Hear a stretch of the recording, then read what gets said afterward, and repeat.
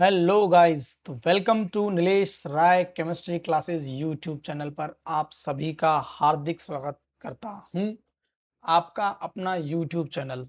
ठीक है, अब देखो, आज हम बात करेंगे रेट ऑफ रिएक्शन से। इसके पहले हमने इस चैप्टर के इंट्रोडक्शन को देख लिया था। देख सकते हो आप, यहां तक हमने बात क्लियर कर ली थी। हमने किसी भी रेट को लिखना सीख लिया था। और मैंने जो बात छोड़ी थी वो छोड़ी थी मेरे भाई, हमने जो हमारी बात छोड़ी थी वो सिर्फ एक ही बात छोड़ी थी। मैं आपको फिर एक बार बता दूं कि ये यहाँ मेरे भाई ये वाली बात हमने छोड़ी थी। ये देखो N2 में बना रहा हूँ गोला करके। ये जो आपका N2 है मेरे भाई, ये N2 यहाँ एक है। इसका स्टाइक्योमेट्री कोफिशिएंट एक है मेरे भाई यहाँ इसका। और यहाँ देखो मेरे भाई, यहाँ कितना है? 3 है मेरे भाई। और यहाँ कितना है? 2। तो ये दोनों बराबर नहीं है मेरे भाई, ये चीज़ें बराबर नहीं है। इसलिए इनको बराबर करने के लिए हम क्या करते हैं, सीधा सीधा यहाँ क्या लगा देते हैं मेरे भाई, भाग लगा देते हैं। देख लो आप, 1/3 कर दिया, 1/2 कर दिया। चलो भाई, यहाँ तक की हमारी बात खत्म हो गई थी। आगे हम चलते हैं, लेक्चर शुरू करते हैं भाई। देखो, यहाँ पे भी एक रिएक्शन दे रखी है, मैं आपको रेड पेन से दिखा देता हूँ। देखो, मर्क्यूरी है यहाँ लिक्विड स्टेट में, क्लोरीन है गैसेस स्टेट में, दोनों मिलकर के HgCl2 सॉलिड बनाते हैं। ये आपका रिएक्टेंट है, ये आपका प्रोडक्ट है मेरे भाई। देखो रेट ऑफ रिएक्शन कैसे लिखी है, रेट ऑफ रिएक्शन कैसे लिखी है, देखो आप खुद ही देखो मेरे भाई। रेट ऑफ रिएक्शन लिखने का तरीका आप खुद ही देखो आप। ठीक है, आप खुद ही देखो, है ना। रेट ऑफ रिएक्शन कैसे लिखिए यहाँ देख सकते हो आप। इसको मैं थोड़ा एडजस्ट कर लेता हूँ पेन टैब को। ठीक है, अब अपना पेन टैब एडजस्ट हो गया है। गुड। यहाँ देखो आप, यहाँ स्टोइक्योमेट्रिक कोफिशिएंट एक है, यहाँ भी स्टोइक्योमेट्रिक कोफिशिएंट एक है, और यहाँ भी स्टोइक्योमेट्रिक कोफिशिएंट एक है। अगर यहाँ स्टोइक्योमेट्रिक कोफिशिएंट कुछ और होता तो हम यहाँ पर उससे डिवाइड कर देते। कहने का मतलब यह है कि किसी अभिक्रिया की सांद्रता में कमी की दर और उत्पाद की सांद्रता में वृद्धि की दर मेरे भाई हमेशा क्या होती है, समान होती है। लेकिन अगर जब हम बात करते हैं HI के 2 मोल, तो यहाँ HI के 2 मोल है देखो, यहाँ H2 का 1 मोल है देखो, यहाँ I2 का भी 1 मोल है देखो भाई। चीजों को समझना आप। तो ये जो अभिकारक और आपने उत्पाद लिए हैं, इनके स्टोइक्योमेट्री गुणांक समान नहीं हैं।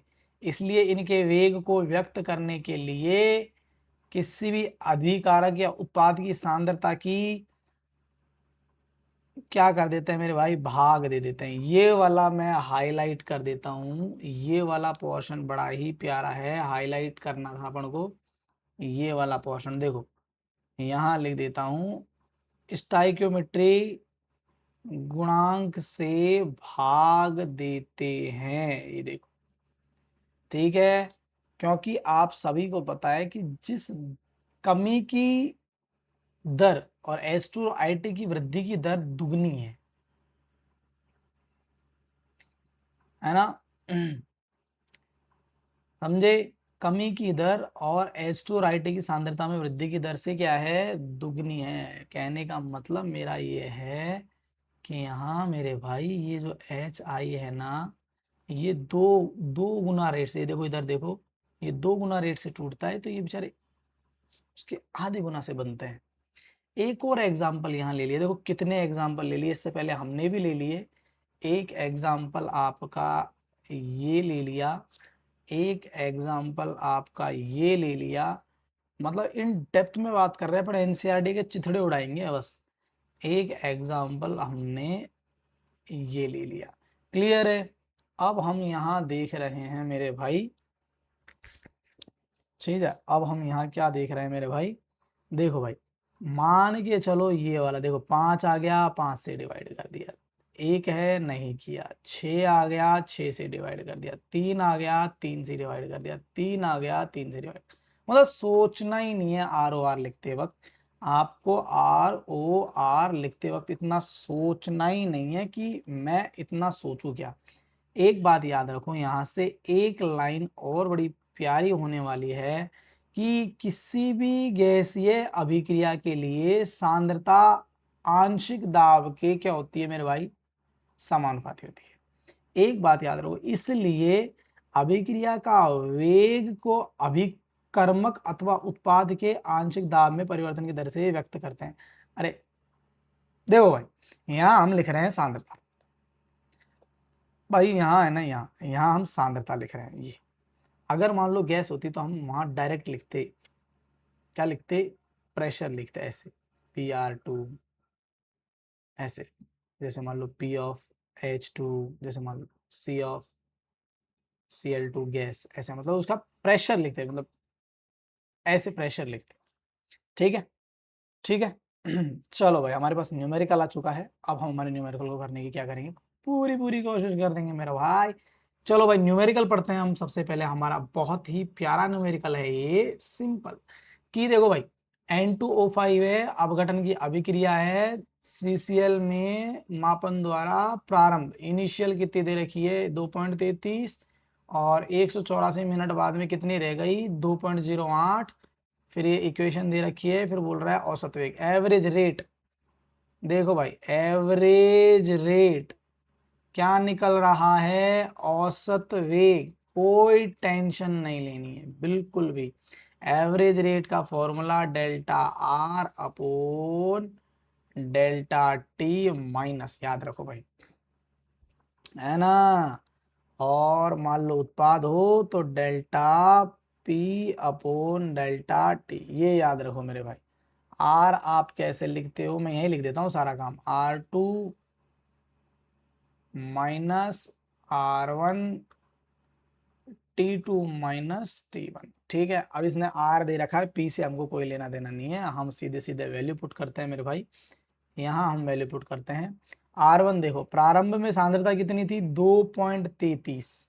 R1 में यहाँ लिख देता हूँ, R1 जो आपका दे रखा है, R1, ये लो R1, थोड़ा डब्बा टेढ़ा बन गया। R1 हमको कितना दे रखा है, 2.33 मोल लीटर इनवर्स। और आपका जो R2 है वो कितना दे रखा है, 2.08 मोल लीटर इनवर्स प्रति, है ना। और टाइम आपका T1 हमेशा याद रखो 0 है, और टाइम T2 दे रखा है 184 मिनट मेरे भाई। कोई टेंशन नहीं लेनी, अपन को सवाल को सॉल्व करना है। चलो भाई, सवाल को सॉल्व करते हैं हम, आ जाओ। चलो भाई, वैल्यू रखते हैं हम, सवाल की वैल्यू रखेंगे। कोई दिमाग नहीं लगाना, इतना ज़्यादा हमको सोचना समझना बिल्कुल ज़्यादा मतलब नहीं करना है। जो जो वैल्यू आपको दे रखी है, एज इट इज तरीके से मेरे भाई कर देना है सवाल, खोपड़ी लड़ानी ही नहीं है। देखो, सबसे पहले आप डेल्टा आर, आर कौन है, N2O5, यही देखा है, N2O5 ये, है ना। तो रेट कैसे लिखते हैं, पहले तो रेट लिखना सीखो रिएक्शन की।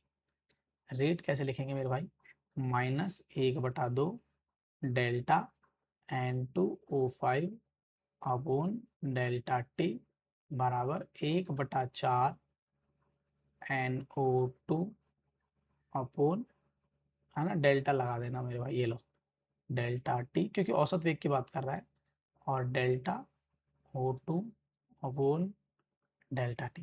हमको इनको थोड़ी देर बाद में बात करेंगे। हमको हमारे क्वेश्चन से जो मतलब है, वो क्वेश्चन है हमारा ये। इसने क्या पूछा है, N2O5 की सांद्रता पूछी है।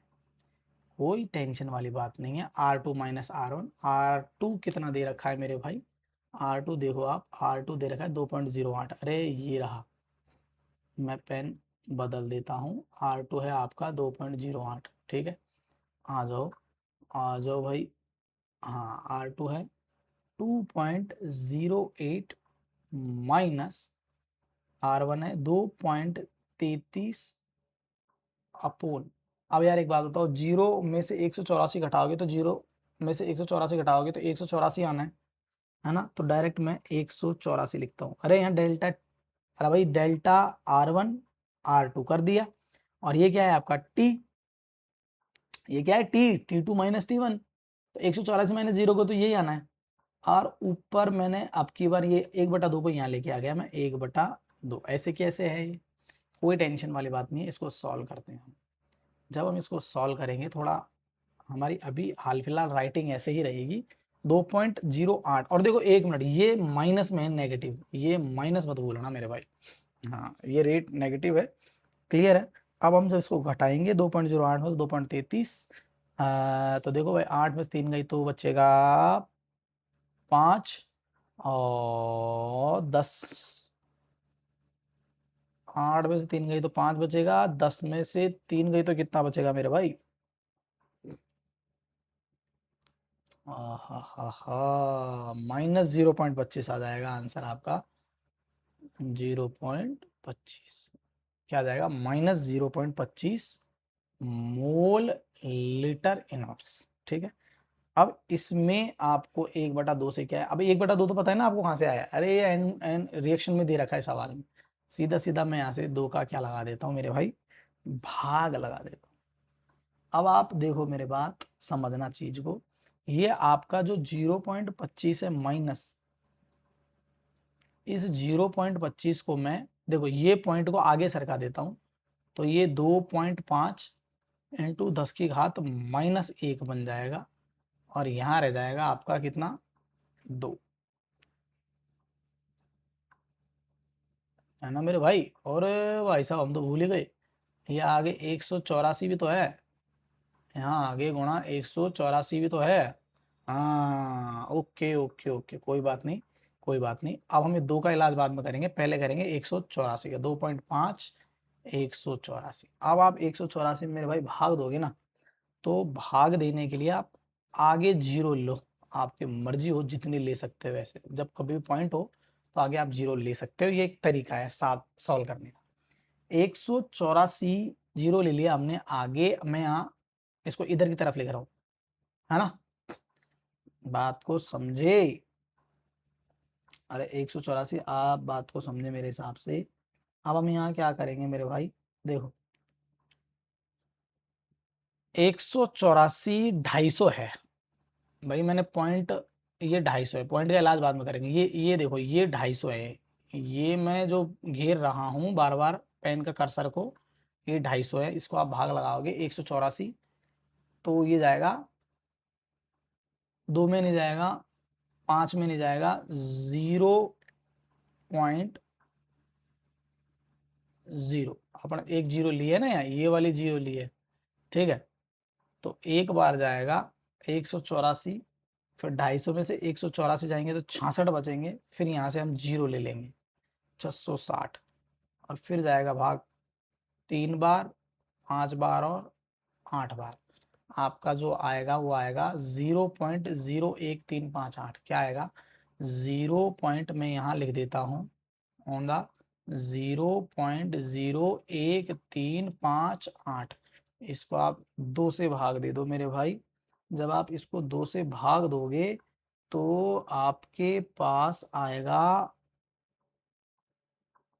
6.8 इंटू 10⁻⁻4, आप इसको सॉल्व करना, ठीक है, ये आप घर पे सॉल्व करना 2 का भाग लगा करके, तो हमारे पास ये आता है। अब ये भी आया आपके पास, क्या आएगा, मोल लीटर इनवर्स मिनट पर मिनट में आया ये सवाल, मीटर इनवर्स समझ लो आप, मीटर इनवर्स समझ लो मेरे भाई, ठीक है। अब हमको जो सवाल में दिया हुआ है ना, गिवन क्या है, मिनट में तो आएगा, मिनट दे रखा था, घंटों में भी पूछा है, सेकंड में भी पूछा है, कोई दिक्कत नहीं है, नो प्रॉब्लम मेरे भाई, घंटों में पूछा है और सेकंड में पूछा है, क्या दिक्कत आ रही है, अपन करेंगे इसको, देखो जगह दे रखी है अपन ने यहाँ पे, काफी सारी जगह है अपने पास, कोई टेंशन वाली बात नहीं है, हमने मिनट में आंसर निकाल लिया है, ठीक है।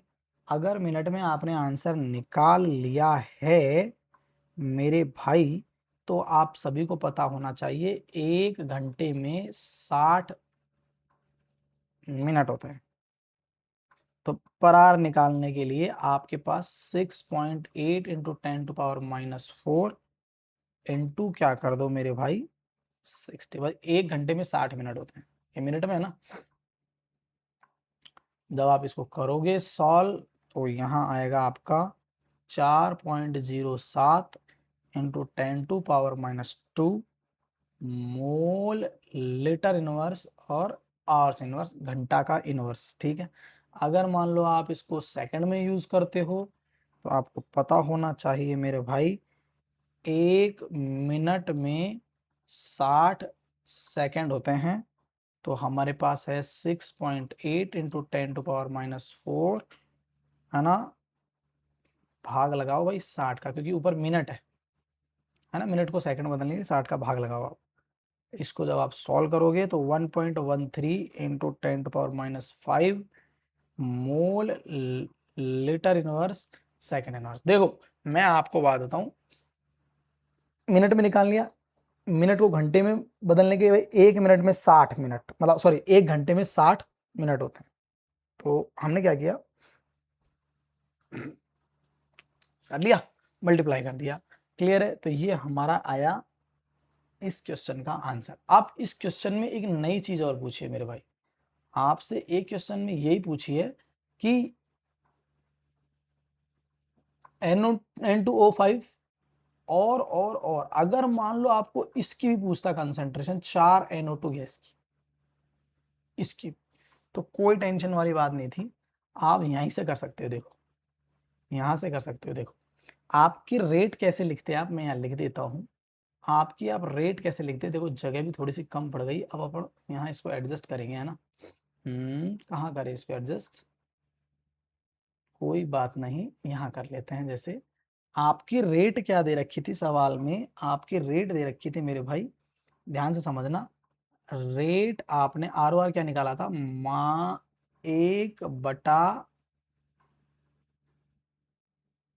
क्या था रेट आपका, 2 N2O5 अपॉन डेल्टा टी, यही था मेरे हिसाब से, है ना। डेल्टा, ये डेल्टा लगा लो। फिर इसके आगे कितना था, इसके आगे कितना था मेरे भाई, 1/4 किसकी थी, NO2 की कंसंट्रेशन अपॉन डेल्टा टी। अरे कुछ मत करो यार, आपने इसका निकाल लिया ना। अरे भाई आपने, मैं पेन चेंज कर देता हूँ जाके आपके दिमाग में बैठना चाहिए। भाई आपने इसका निकाल लिया अभी जस्ट, कोई भी एक वैल्यू ले लो आप, कोई दिक्कत नहीं है, मिनट ले लो, पर आवर वाले ले लो, कोई भी ले लो। जैसे मान के चलो आपने ये वाला, ये निकाला, ये 6.8 ये निकाला, तो ये किसका निकाला, N2O5 का निकाला, मतलब यही आपकी क्या रेट है। अरे रेट जितनी है वही N2O5 है, जितना N2O5 है वही क्या है, रेट है। तो आपसे मान लो इस सवाल को करना हो तो यहाँ कैसे लिखोगे आप बताओ, यहाँ लिखोगे 6.8 इंटू 10⁻⁻ कितना है, 4 है, बराबर 1/4 गुणा NO2 की कंसंट्रेशन, यही है ना।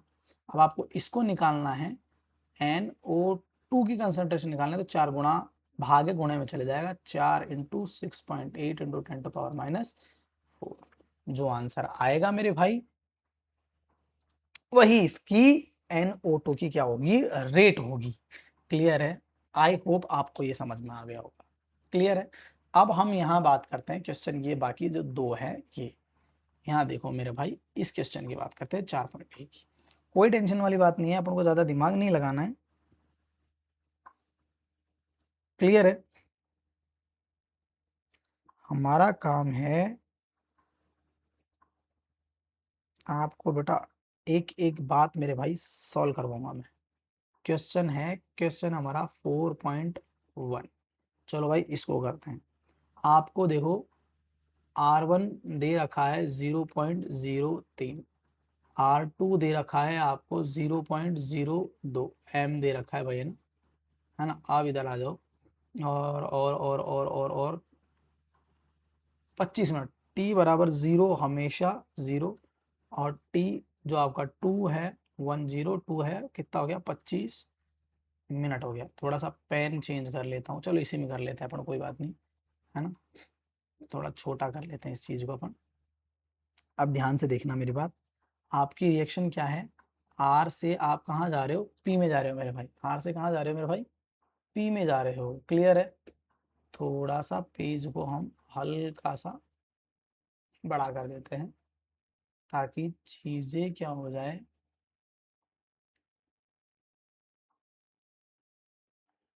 ठीक है कोई नहीं। अब हम आर से पी में गए, आपको ये पता होना चाहिए फॉर्मूला क्या पूछ के आ रहा है क्वेश्चन में, ये भी औसत वेग ही पूछ रहा है मेरे हिसाब से। हाँ तो देखो एवरेज, अरे भाई एवरेज रेट बराबर, एवरेज रेट बराबर delta R upon delta T, R2 minus R1 upon, मैं T2 माइनस T1 में डायरेक्ट कर रहा हूँ, मैं ब्रैकेट वगैरह नहीं लगा रहा। R2 आपका दे रखा है 0.02 माइनस ये दे रखा है 0.03 अपॉन मेरे भाई यहाँ टाइम है 25, जीरो करोगे तो यही आना है। यहाँ जब इसको माइनस करोगे तो आपके पास आएगा, ये माइनस लगा जरूर देना भाई, माइनस यहाँ भी लगा देना, है ना। तो यहाँ आएगा आपका माइनस ऑफ 0.01 और नीचे क्या है 25। जब आप इसको सॉल्व करोगे मेरे भाई, यहाँ आप इसको जब सॉल्व करोगे तो आपके पास आना चाहिए माइनस, और जब इसको भी करोगे तो बाहर पहले से क्या है माइनस, अरे छोटे में से बड़े घटाएंगे तो भी माइनस आएगा, बाहर पहले से माइनस माइनस क्या हो जाएगा प्लस, आंसर आएगा 0.0004, 0.0004 आंसर आएगा। क्लियर है, क्लियर है। इसको हम यहाँ आगे पॉइंट को शिफ्ट करेंगे 3 बार, जब पॉइंट 3 बार शिफ्ट करेंगे मेरे भाई तो 4 × 10⁻³ mole litre inverse minute inverse, या क्या ये लो मीटर इनवर्स। अगर मान लो आपको इसे सेकंड में निकालना है तो मेरे भाई भाग लगा दो, मैं यहाँ लिख देता हूँ सेकंड में, कुछ मत करो, 4 × 10⁻³ डिवाइडेड बाय यहाँ कर दो आप 60, ये सीधा सीधा कट रहा है 12 से, है ना। आंसर आपका आ जाएगा 6.67 into 10⁻⁻6 mole litre inverse second inverse मेरे भाई। ये है सवाल करने का तरीका। क्लियर है, क्लियर है, क्लियर है। नेक्स्ट जो आपका क्वेश्चन है वो दे रखा है आपका, पढ़िए भैया पढ़िए। नेक्स्ट क्वेश्चन है ये रहा 4.2। 4.2 को हम ब्लैक से कर लेते हैं। जो आपका नेक्स्ट 2A है और उत्पाद बना रहा है, एक ही सांद्रता 10 मिनट में, वही बिला, अरे बताओ इतना सिंपल सवाल है यार, ये भी वही तरीका है। चलो भाई 2A से P बना रहा है, लिख लेते हैं 4.2, 2A से आपको बना रहा है P, यहाँ आपको R1 मेरे कितना दे रखा है, देखो भाई R1 दे रखा है 0.5 और R2 कितना दे रखा है भाई 0.4 mole litre inverse minute inverse, mole litre inverse minute inverse. Clear है। और टाइम दे रखा है 10 मिनट, बड़ा सिंपल टाइम दे रखा है, हम डायरेक्ट करेंगे 10 मिनट। करो भाई, कुछ नहीं है, रेट बराबर R2 minus R1 T2 minus T1, मैं यहाँ रख देता हूँ 0.4, माइनस लगाया करो, माइनस 0.5 अपॉन यहाँ कितना है 10, 0.4 में से 0 पॉइंट, ये भी ध्यान रखना इसके आगे 2 है भाई, है ना, इसके आगे 2 है ये, तो 2 लिखना जरूरी है, तो मैं कर देता हूँ डायरेक्ट यहीं से 1/2। ठीक है 0.4 यहाँ आ जाएगा आपके पास माइनस 0.1 अपॉन 10 × 1/2, सही है। और यहाँ पहले से माइनस है, माइनस माइनस प्लस हो जाएगा मेरे भाई, इनको आप सॉल्व करोगे 0.110, तो इसको करोगे आप आ जाएगा 0.005 आ जाएगा। क्लियर है, आप 0.005 इसको फिर सॉल्व कर लो, 5 × 10⁻³ मोल लीटर इनवर्स और मिनट इनवर्स। तो ये था हमारा सॉल्व करने का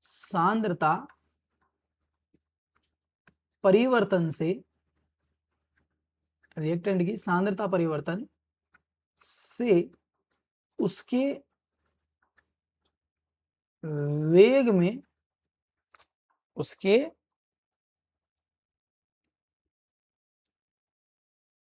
उसके वेग में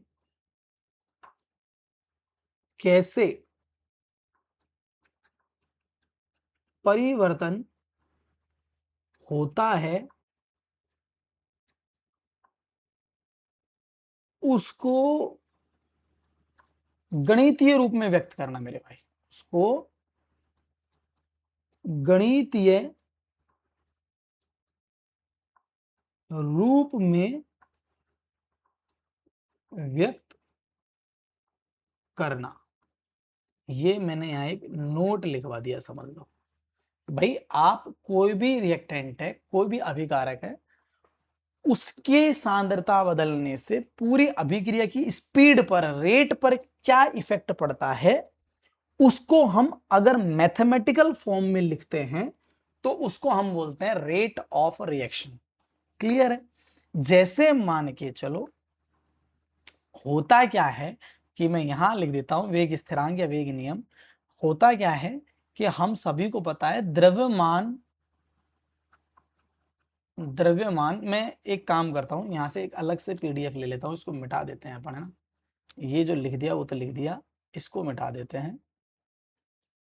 ये हो गया आपका मामला खत्म। यहाँ से कोई बात नहीं, हम अलग से पीडीएफ ले लेते हैं, यहाँ समझ लेते हैं इस चीज को, ताकि डाउट ही खत्म हो जाएगा, झंझट ही खत्म हो जाएगा। देखो, बात को समझना मेरे भाई, मैं यहाँ बोल रहा हूं, हम यहाँ जो पढ़ रहे हैं वो है वेग नियम तथा वेग स्थिरांक। चीज को समझना अब आप ध्यान से, बहुत बढ़िया तरीके से कोशिश करना। यहां है rate law and rate constant, rate law and rate constant. अब आओ, हम 11th क्लास में पढ़ते थे लॉ ऑफ एक्टिव मास, सक्रिय द्रव्यमान का नियम। तो वहां क्या पढ़ते थे, क्या पढ़ते थे हम, द्रव्यमान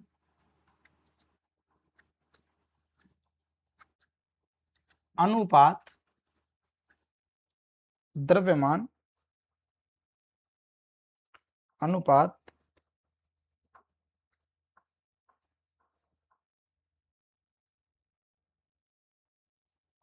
द्रव्यमान अनुपात क्रिया या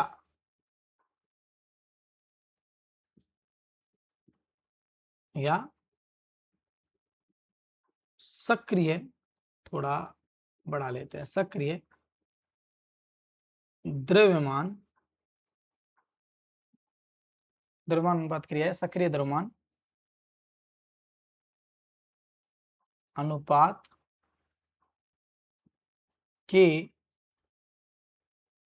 नियम से अभिक्रिया का वेग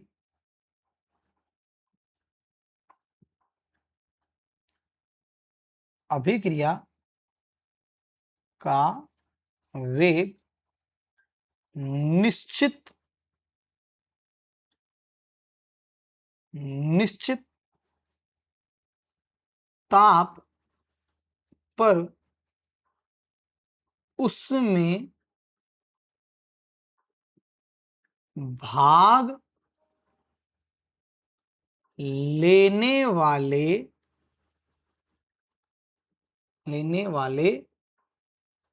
क्रियाकारकों क्रियाकारकों या फिर आप बोल दो अभिकारकों, या आप बोल दो रिएक्टेंट्स के सक्रिय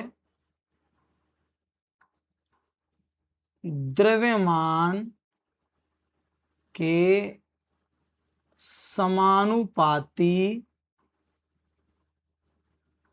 होता है मेरे भाई। क्लियर है? आज कोशिश थोड़ी ठीक ठीक लिखने की कोशिश करिए, बहुत टाइम लगेगा देखो इसमें, थोड़ा सा इसको सीखने में बहुत मतलब बहुत समय लगेगा। क्लियर है? जैसे मान के चलो सक्रिय द्रव्यमान, रिएक्टेंट्स के सक्रिय द्रव्यमान, मतलब आप बोल सकते हो सीधे सीधे सक्रिय द्रव्यमान का बोल सकते हो सांद्रता। सक्रिय द्रव्यमान क्या बोल सकते हो? सांद्रता। जैसे मान के चलो मैंने एक एग्जांपल लिया, A प्लस B से मैंने बनाया C प्लस और D बनाया मेरे भाई। तो यहाँ जो आपका अभिक्रिया का वेग आप लिखोगे, हम आपको अब शॉर्ट में बोलेंगे ROR, वो क्या लिखोगे, बराबर नहीं लिखना सॉरी, वो क्या लिखोगे आप, समानुपाती अभिकारक ए की सांद्रता और बी की सांद्रता। ये मुद्दा याद रखना है कि जब भी कोई अभिक्रिया होगी उसका वेग उसके अभिकारकों की सांद्रता के क्या होगा? समानुपाती। फिर हम यहां से आर ओ आर करेंगे, आप बराबर करोगे, प्रोपोर्शनल कांस्टेंट आएगा के, फिर यहाँ ए लिखोगे और यहाँ बी लिखोगे। एक नई चीज आएगी यहाँ पर एक्स और वाई। अब ये एक्स और वाई क्या है वो हम बाद में बताएंगे। देखो अब मान के चलो ये आपकी क्या है? रेट ऑफ रिएक्शन है। अरे भाई ये क्या है? रेट ऑफ रिएक्शन है कि नहीं है? रेट ऑफ रिएक्शन है। रेट ऑफ रिएक्शन आप कैसे लिखते हो? Minus D R upon D T बराबर, ये आर ओ आर यही तो है, ऐसे ही लिखते आ रहे थे। क्या है? के ए की पावर एक्स और बी की पावर वाई मेरे भाई। ये बड़ा प्यारा और शानदार मतलब इम्पोर्टेंट कॉन्सेप्ट है ये वाला। क्लियर है? Minus D R upon D T, के ए की पावर एक्स बी की पावर वाई। अब हम यहाँ एक चीज देखेंगे ध्यान से, यहाँ जो आपका के है, हमारा पेज भी खत्म होने वाला है, कोई बात नहीं, यहाँ लिख देते हैं के क्या है? वेग स्थिरांक। के क्या है? वेग स्थिरांक, रेट कांस्टेंट। के क्या है हमारा? Rate constant. और यहाँ जो आपने लिखा है ए बी सी डी, वो आप सभी को पता है, छोटे वाला जो ए बी सी डी लिखा है हमने, मैं यहाँ बता दूं मेरे भाई, ये आपने यहाँ जो छोटा लिखा है, ये ए, ये बी, ये सी और ये डी, ये स्टाइक्योमितीय गुणांक है, जिसके बारे में आप सभी को पता है जो आगे लगाते हैं। और यहाँ जो ये x और y लिखा है मैंने, ये x, ये वाला x और भाई ये वाला x है ना, और ये जो y लिखा है ये प्रायोगिक मान है, जो अभिकारक की सांद्रता बदलने से वेग में परिवर्तन कितना हुआ उसको व्यक्त करता है। तो मैं लिख देता हूं, ये बहुत नोटेड बात है कि यहाँ नोट लिखवा देता हूं यहाँ कि भाई यहाँ यहाँ x कोमा y एक क्या है मेरे भाई? प्रायोगिक मान है। x कोमा y क्या है? प्रायोगिक मान है मेरे भाई। x कोमा y प्रायोगिक मान है ना? क्लियर है? तो जो कि अभिकारक अभिकारक की सांद्रता, जो कि अभिकारक की सांद्रता बदलने से वेग में, अभी सब समझाऊंगा मैं, वेग में परिवर्तन कितना हुआ, कितना हुआ उसे व्यक्त करता है, उसे व्यक्त करता है मेरे भाई। देखो मैं मोटी मोटी बात, सिंपल सी बात, एक ही बात पकड़ा देता हूं। यहां भी देखो आप, यहां देखो एक अभिक्रिया थी अपने पास ए से ये, फिर इसने अभिक्रिया का वेग लिखा, अभिकारक ए और बी के समानुपाती है, देख लो आप।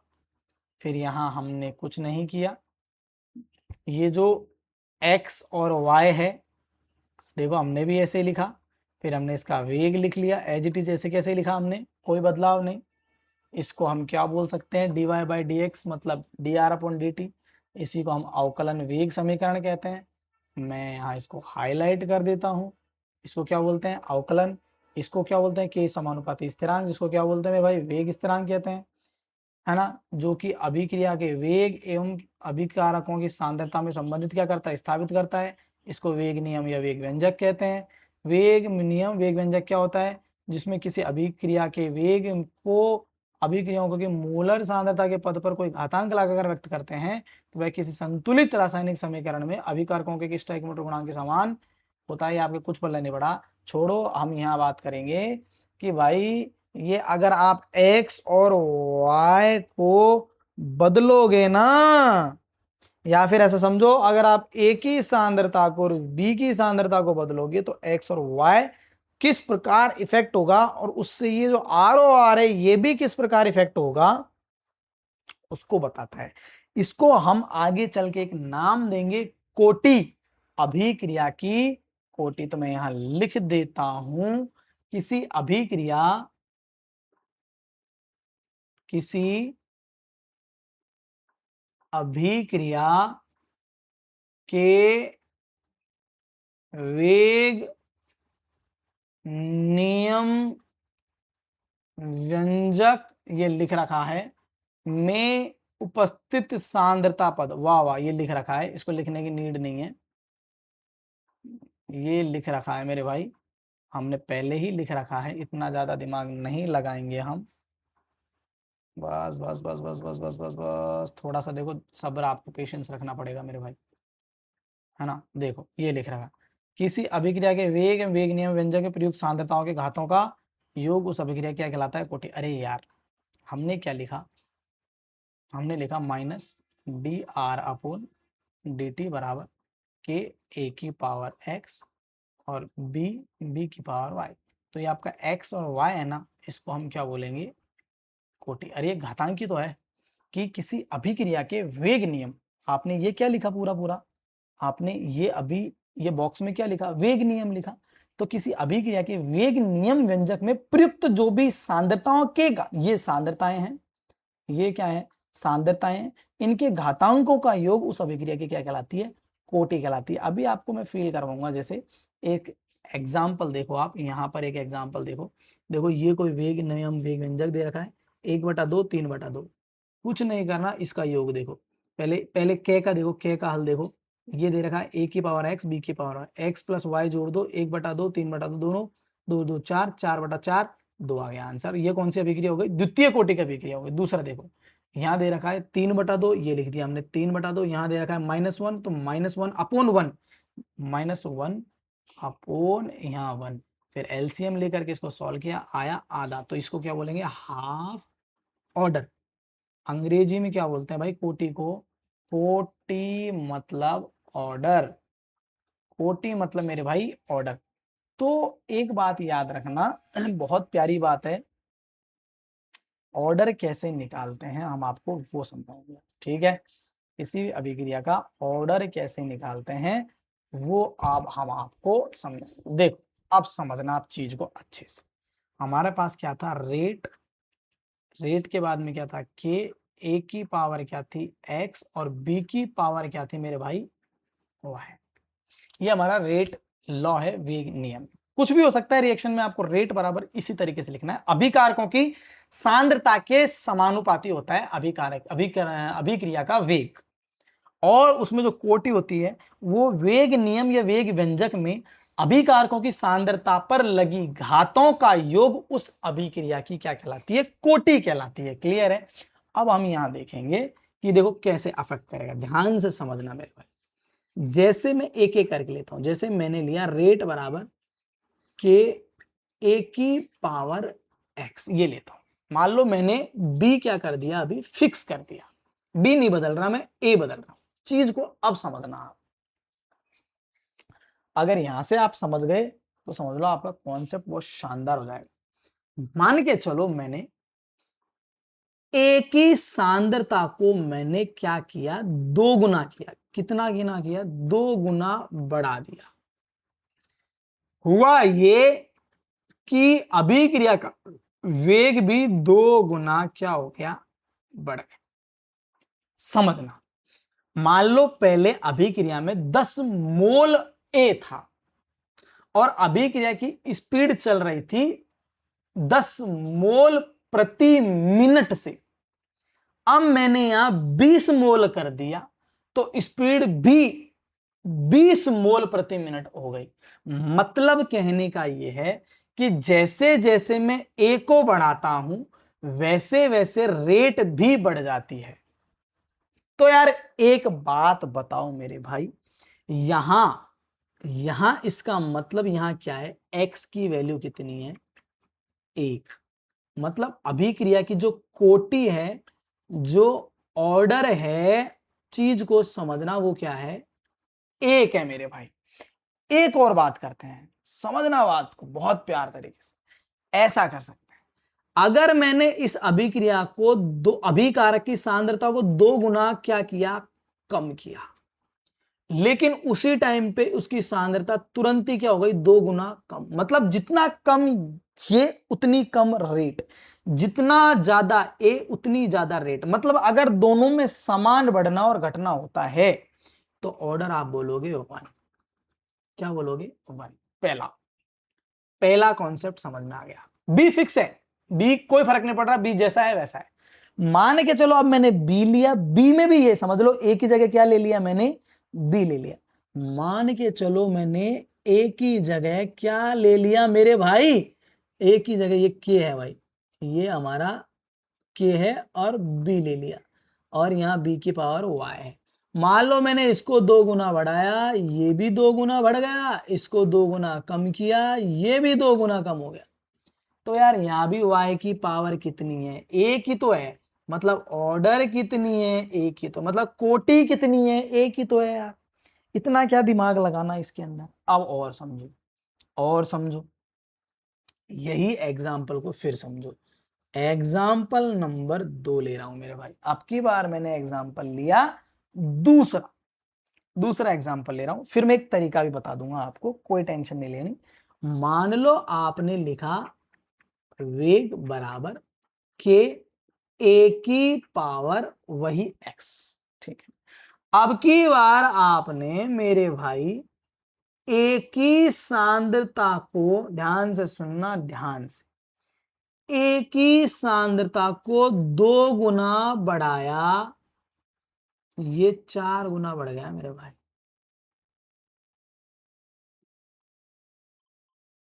अब की बार ए की सांद्रता को 2 गुना कम किया, ये 2 गुना कम हो गया मेरे भाई। चीज को समझा। अरे यार एक बात बताओ, यहां सोचो ए के पास में 2 है, 2 की पावर x है। अब मैंने 2 को दुगना कर दिया, 2 को कितना कर दिया, दुगना, मतलब 2 गुना बढ़ा दिया। तो डायरेक्ट कैसे बढ़ा सकते हो आप, मतलब x की पावर कितनी है वहां, 2 है ना, 2 दूनी 4, जब भी तो 4 गुना ज्यादा आंसर आया है। वेग का मान जब भी तो 4 हुआ कि 4 गुना बढ़ गया। मतलब अगर कोई चीज दुगना बढ़ाने से 4 गुना बढ़ रही है, 3 गुना बढ़ाने से 9 गुना बढ़ रही है रेट, समझना। तो वहां पावर कितनी आ जाती है, x बराबर 2, वहां कोटि हो जाती है द्वितीय कोटि। एक बात और समझो आप, यहां पे एक चीज और समझो, यहाँ आप मान लो 3 गुना बढ़ाओ और उधर 9 गुना बढ़ गया। भाई यहाँ आपने 3 गुना बढ़ाया और 9 गुना बढ़ गया, तो 3 3 9, 3 पे पावर कितनी है? 3। अरे 3 पे पावर कितनी है? 3 है ना मेरे भाई। 3 पे पावर कितनी है? 3 है। तो कहने का मतलब ये है कि अगर आप रेट को 2 गुना बढ़ाओ, वेग कितना हो गया? 4 गुना, तो स्क्वायर। रेट को 3 गुना बढ़ाओ, वेग कितना हो गया? 9 गुना, तो क्यूब। मतलब ज्यादा 3 की पावर में बढ़ गई वो चीज। अब एक आपको छोटा सा एक तरीका और सिखा देता हूं मैं यहीं से इस सवाल को करने का। चीज को समझना। हमारे पास पीडीएफ है क्या? हमारे पास पीडीएफ है अभी, तो कोई दिक्कत नहीं है। मैं लेता हूं एग्जाम्पल नंबर 1 फिर से। मैंने लिखा रेट बराबर के ए की पावर एक्स। आप ध्यान से समझना, मैंने इसको किया 3 गुना ज्यादा। ये कितना हो गया मेरे भाई? ये समझ लो कैसे करें इसको 3 गुना बढ़ाने पर। ये समझ लो आप, अगर आप रेट 3 गुना बढ़ाओ तो ये 9 गुना बढ़ गया, ऐसा समझ लो। आ जाओ, देखो भाई आपने कुछ नहीं किया। जो आपका ए था इसको क्या कर दिया? 3a की पावर x। और जो आपका r था वो 9 गुना क्या हो गया? रेट हो गया मेरे भाई। मतलब पहले r1 था आपका ये a की पावर x, ये था। अब r2 कितना हो गया? ये हो गया 9 गुना बढ़ गया और ये 3 गुना कर दिया। कुछ नहीं, ऐसे दिमाग लगाने की नीड नहीं है, आप सीधा सीधा करो। r1 बटे r2 बराबर, r1 कितना है? a की पावर x, यही तो है अभी जब करते हो रहते, देखो ना, a की पावर, k को भूल जाओ थोड़ी देर के लिए। और r2 आपका कितना हो गया?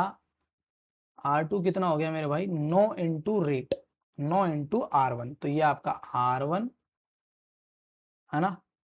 और ये कितना हो गया? 9 गुना बढ़ गया मेरे भाई। कितना बढ़ गया? 9 गुना। और ये कैसे बढ़ा? जब इसको 3 गुना बढ़ाया, मतलब 3 को 3 गुना बढ़ाया तो r1 जो पहले वाली रेट थी वो 9 गुना बढ़ गई। ये देखो भाई, ये वाला समीकरण फर्स्ट है और ये समीकरण कितना है? 2 है। मतलब पहले समीकरण को के जो a था उसकी सांद्रता को 3 गुना करने पर पहले समीकरण की जो r1 थी उसकी r1 अब कितनी हो गई? 9 गुना हो गई। कुछ मत करो यार, बड़ा खत्म करो r1 से r1, चीज को समझना। यहां आ गया आपके पास 9 बराबर। यहां देखो आप कैसे लिखोगे? a की पावर x अपन यहां लिखोगे 3 की पावर x, a की पावर x, a की पावर से a की पावर x खत्म। यहाँ आ जाओगे आप पास 9 बराबर 3 की पावर x। अब बताओ इसको कैसे सॉल्व करोगे? अरे 3 गुणा 3 बराबर 3 की पावर x, x बराबर कितना आ गया? 3। कौन सी ऑर्डर हो गई? तृतीय कोटि हो गई। अरे हुई कि नहीं हुई? ऑर्डर हो गई हमारी, थर्ड ऑर्डर की रिएक्शन हो गई। कौन सी ऑर्डर की हो गई? थर्ड ऑर्डर की रिएक्शन। क्लियर है? क्लियर है? क्लियर है। टाइम देखते हैं अब हमारा टाइम कितना हो गया। आई थिंक 53 मिनट का लेक्चर बन गया, बहुत ही ज्यादा टाइम हो गया। तो थैंक यू सो मच, और आगे हम कर लेंगे इस चीज को, ठीक है? जब भी होगा हमारे पास और समझा दूंगा आपका। Thank you so much.